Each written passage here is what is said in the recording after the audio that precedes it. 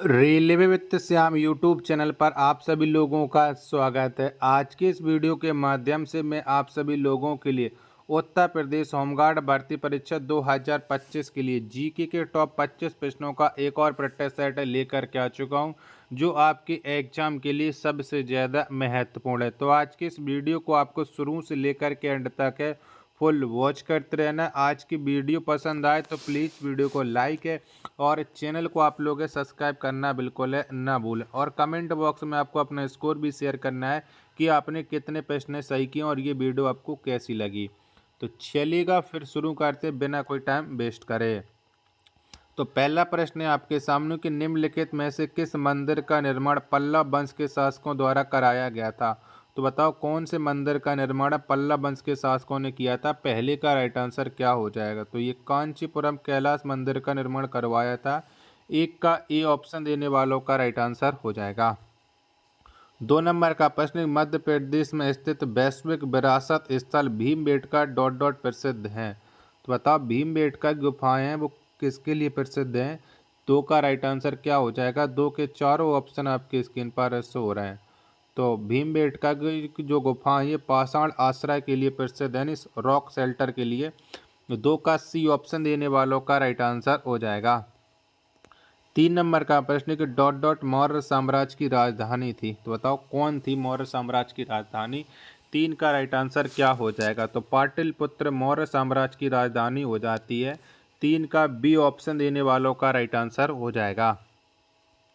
प्रश्न संख्या 4 है आपके सामने कि मुगल साम्राज्य का संस्थापक कौन था। तो बताओ इनमें से कौन था मुगल साम्राज्य का संस्थापक। 4 का राइट आंसर क्या हो जाएगा। 4 के चारों ऑप्शन आपकी स्क्रीन पर शो रहे हैं। तो बाबर हो जाता है मुगल साम्राज्य का संस्थापक। 4 का डी ऑप्शन देने वालों का राइट आंसर हो जाएगा। प्रश्न संख्या 5 आ जाता है आपके सामने कि भारत में पश्चिमी शिक्षा एवं अंग्रेजी भाषा शुरू करने के लिए वकालत किसने की थी। तो बताओ ये वकालत किसने की थी। 5वें प्रश्न का राइट आंसर क्या हो जाएगा। 5 के चारों ऑप्शन आपके स्क्रीन पर शो रहा है। तो ये वकालत की थी राजा राम मोहन राय ने। 5 का बी ऑप्शन देने वालों का राइट आंसर हो जाएगा। 6वें नंबर का प्रश्न है कि दिसंबर 1929 में लाहौर में आयोजित कांग्रेस का वार्षिक अधिवेशन इनमें से किस वजह से महत्वपूर्ण था। तो बताओ किस वजह से ये महत्वपूर्ण था। 6वें नंबर प्रश्न का आंसर आपको देना है। 6 के चारों ऑप्शन आपके स्क्रीन पर शो हो रहे हैं। तो ये पूर्ण स्वराज के प्रति प्रतिबद्धता के कारण महत्वपूर्ण था। 6 का बी ऑप्शन देने वालों का राइट आंसर हो जाएगा। 7 नंबर का प्रश्न है आपके सामने कि अप्रैल 2022 तक प्राप्त जानकारी के अनुसार भारतीय संविधान में 12 अनुसूचियों के साथ डॉट डॉट अनुच्छेद हैं।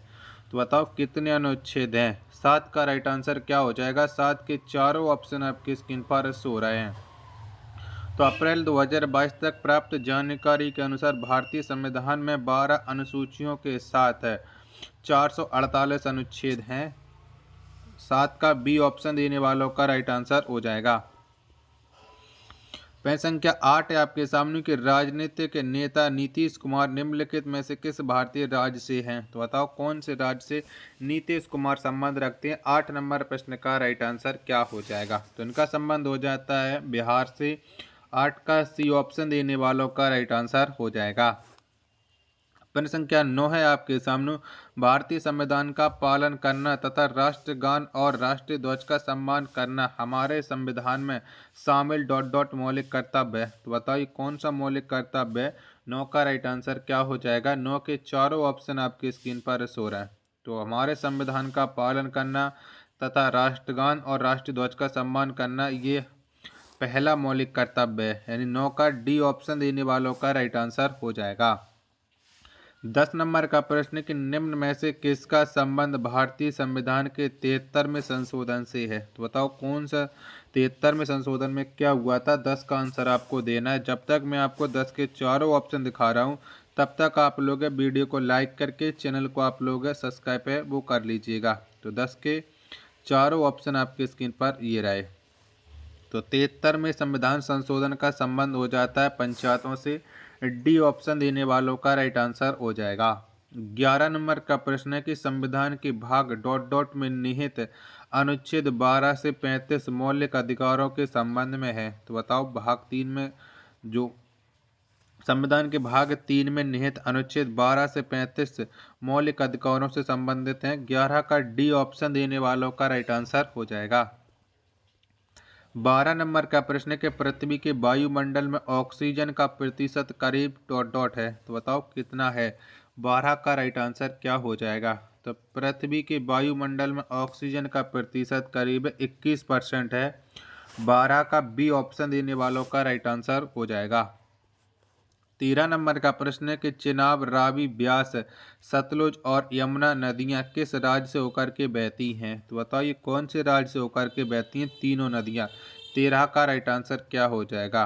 तो सतलुज, रावी, ब्यास, सतलुज और यमुना ये पांचों नदियां हैं, ये हिमाचल प्रदेश से होकर के बहती हैं। 13 का डी ऑप्शन देने वालों का राइट आंसर हो जाएगा। 14 नंबर का प्रश्न है कि प्रसिद्ध सरदार सरोवर बांध निम्नलिखित में से किस नदी पर बनाया गया है? तो बताओ कौन सी नदी पर ये सरदार सरोवर बांध बना हुआ है? 14 का राइट आंसर क्या हो जाएगा? तो ये नर्मदा नदी पर बना हुआ है। 14 का बी ऑप्शन देने वालों का राइट आंसर हो जाएगा।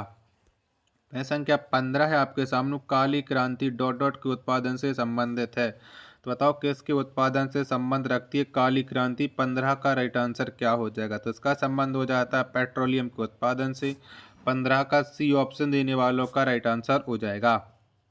16 नंबर का प्रश्न है आपके सामने कि हब्बल का नियम डॉट डॉट से संबंधित है। तो बताओ किससे संबंध रखता है हब्बल का नियम? प्रश्न संख्या 16 का राइट आंसर क्या हो जाएगा? 16 के चारों ऑप्शन आपके स्क्रीन पर शो रहे हैं। तो हब्बल का नियम का जो संबंध है वो खगोल की से हो जाता है। 16 का सी ऑप्शन देने वालों का राइट आंसर हो जाएगा।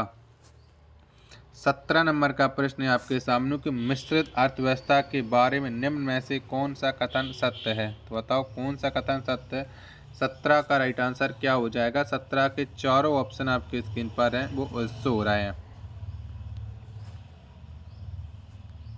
तो मिश्रित अर्थव्यवस्था के बारे में जो कथन सत्य है वो हो जाता है मिश्रित अर्थव्यवस्था एक ऐसी अर्थव्यवस्था है जिसमें सार्वजनिक क्षेत्र और निजी क्षेत्र एक दूसरे के साथ सह विद्यमान होते हैं। यानी 17 का ए ऑप्शन देने वालों का राइट आंसर हो जाएगा। अगला प्रश्न संख्या 18 आ जाता है कि 2011 की जनगणना के अनुसार भारत में जनसंख्या घनत्व कितना है? तो बताओ कितना है? 18 का राइट आंसर क्या हो जाएगा? तो 2011 की जनगणना के अनुसार भारत में जनसंख्या घनत्व ये 382 व्यक्ति प्रति वर्ग किलोमीटर है। 18 का डी ऑप्शन देने वालों का राइट आंसर हो जाएगा। वीडियो पसंद आ रही होगी तो प्लीज़ वीडियो को लाइक और चैनल को सब्सक्राइब करना ना भूलें। 19 नंबर का प्रश्न है आपके सामने कि डॉट डॉट झारखंड की आदिवासी आबादी का त्यौहार है। तो बताओ कौन सा है? तो इनमें से जो सरहुल है ये झारखंड की आदिवासी आबादी का त्यौहार है। 19 का डी ऑप्शन देने वालों का राइट आंसर हो जाएगा। 20 नंबर का प्रश्न है कि विश्व गौरैया दिवस प्रतिवर्ष 20 मार्च को मनाया जाता है। तो बताओ किसके लिए मनाते हैं विश्व गौरैया दिवस? 20 का राइट आंसर क्या हो जाएगा? 20 के चारों ऑप्शन आपकी स्क्रीन पर शो हो रहे हैं। तो गौरैया के संरक्षण हेतु जागरूकता बढ़ाने के लिए विश्व गौरैया दिवस मनाया जाता है। 20 का सी ऑप्शन देने वालों का राइट आंसर हो जाएगा। प्रश्न संख्या 21 है आपके सामने कि भारत में भौतिक विज्ञान के लिए प्रथम नोबेल पुरस्कार किसने प्राप्त किया? तो बताओ किसने प्राप्त किया था प्रथम नोबेल पुरस्कार भौतिक विज्ञान के लिए? 21 का राइट आंसर क्या हो जाएगा? तो ये डॉक्टर सीवी रमन ने किया था। 21 का ए ऑप्शन देने वालों का राइट आंसर हो जाएगा। वीडियो पसंद आ रही होगी तो प्लीज़ वीडियो को लाइक और चैनल को सब्सक्राइब करना बिल्कुल ना भूलें। 22 नंबर का प्रश्न, कौन सा यूएन संगठन अवैध तस्करी और नशीली दवाओं के दुरुपयोग से संबंधित है? तो बताओ कौन सा संगठन है? 22 का राइट आंसर क्या हो जाएगा? तो ये हो जाता है आपका UNODC। 22 का बी ऑप्शन देने वालों का राइट आंसर हो जाएगा। 23 नंबर का प्रश्न है कि भारत ने पहली बार ओलंपिक खेलों में किस वर्ष भाग लिया था? तो बताओ कब लिया था भारत ने? तो भारत ने पहली बार ओलंपिक खेलों में जो भाग लिया था वो 1900 में लिया था। 23 का ए ऑप्शन देने वालों का राइट आंसर हो जाएगा। 24 नंबर का प्रश्न है कि भारत में तेल एवं प्राकृतिक गैस निगम का मुख्यालय कहाँ स्थित है? तो बताओ कहाँ पर स्थित है? 24 का राइट आंसर क्या हो जाएगा? 24 के चारों ऑप्शन आपकी स्क्रीन पर शो रहे हैं। तो भारत में तेल एवं प्राकृतिक गैस निगम का मुख्यालय ये उत्तराखंड में है। 24 का डी ऑप्शन देने वालों का राइट आंसर हो जाएगा। 25 नंबर का प्रश्न है कि नीलगिरी पहाड़ियों को डॉट डॉट के नाम से जाना जाता है। तो बताओ किसके नाम से जानी जाती है नीलगिरी की पहाड़ियाँ? 25 का राइट आंसर क्या हो जाएगा? तो नीलगिरी पहाड़ियों को नीला पर्वत के नाम से जाना जाता है। 25 का डी ऑप्शन देने वालों का राइट आंसर हो जाएगा। वीडियो पसंद आ रही होगी तो प्लीज़ वीडियो को लाइक और चैनल को सब्सक्राइब करना बिल्कुल ना भूलें। मिलते हैं और नेक्स्ट वीडियो के साथ, तब तक के लिए धन्यवाद।